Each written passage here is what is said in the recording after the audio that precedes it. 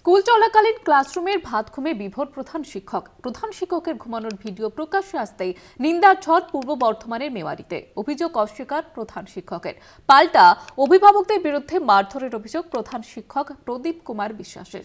মেমারি ১ নম্বর ব্লকে দুর্গাপুর গ্রাম পঞ্চায়েতের মঙ্গলামপুর প্রাথমিক বিদ্যালয়ের ঘটনা।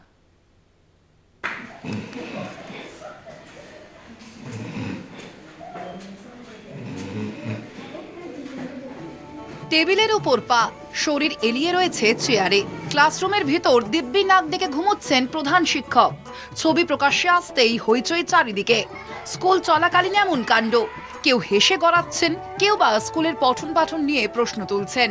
স্কুলটা শেষ হয়ে যাচ্ছে কারণ হেডমাস্টার হচ্ছে পাগল।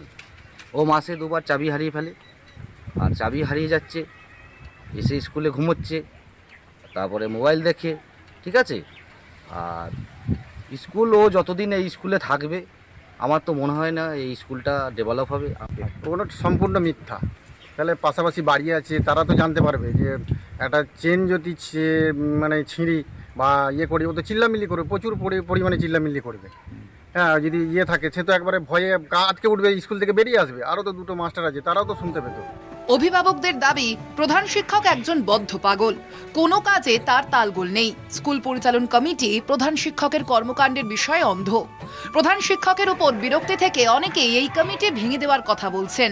স্কুলে আসেন, খান, দান, চলে যান। স্কুলে 10খানা ছাত্র পড়াশোনা করে, 40টা ছাত্র আছে, তার মধ্যে 10 জন পড়াশোনা করে।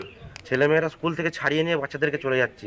গত লাস্ট 10 বছরে স্কুলে একটা দেয়াল পর্যন্ত মানে ফেটে গেছে, সেটা পর্যন্ত প্লাস্টার হয়নি। স্কুলে তো ম্যানেজিং কমিটি রয়েছে।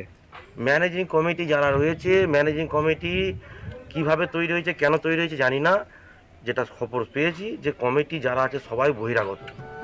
এদিকে প্রধান শিক্ষকের দাবি, সরস্বতী পুজোর চাঁদা নিয়েই যত ঝামেলা। স্কুলে ঢুকেই অভিভাবকরা মারধর করেন তাকে। রীতিমতো আগ্নেয়াস্ত্র দেখিয়ে চলে মারধর। মিথ্যে অভিযোগ তুলছেন তার বিরুদ্ধে। সীমন্ত ঘোষ বলে একজন গার্জেন আছে, সে একটা উইকেট দিয়ে আমার এখানটা মারে এবং আমার একটা সোনার চেন ছিল গলায়, ছিনিয়ে নেয় এবং পকেটে টাকা ছিল সেটাও বার করে নেয়। এই কারণটা হয়, ওরা বেশ কয়েকদিন ধরে স্কুলে আসছিল এবং আমার কাছে সরস্বতী পূজার চাঁদা চাইছিল 5,000 টাকা। আমি সেটা দিতে অস্বীকার হই। আগ্নেয়াস্ত্র দেখিয়ে মারধর, গলায় থাকা সোনার হার ছিনতাই। মেমারি থানায় লিখিত অভিযোগ দায়ের করেছেন প্রধান শিক্ষক। স্কুলের মধ্যে দেদার ঘুম, এই ছবিও অনেক প্রশ্ন তুলে দিচ্ছে। যা হয়েছে বা ঘটছে পুরো ঘটনাই অনভিপ্রেত, সকলে মানছে এই কথা। পূর্ব বর্ধমান থেকে কুণাল চট্টোপাধ্যায়ের রিপোর্ট, কলকাতা টিভি।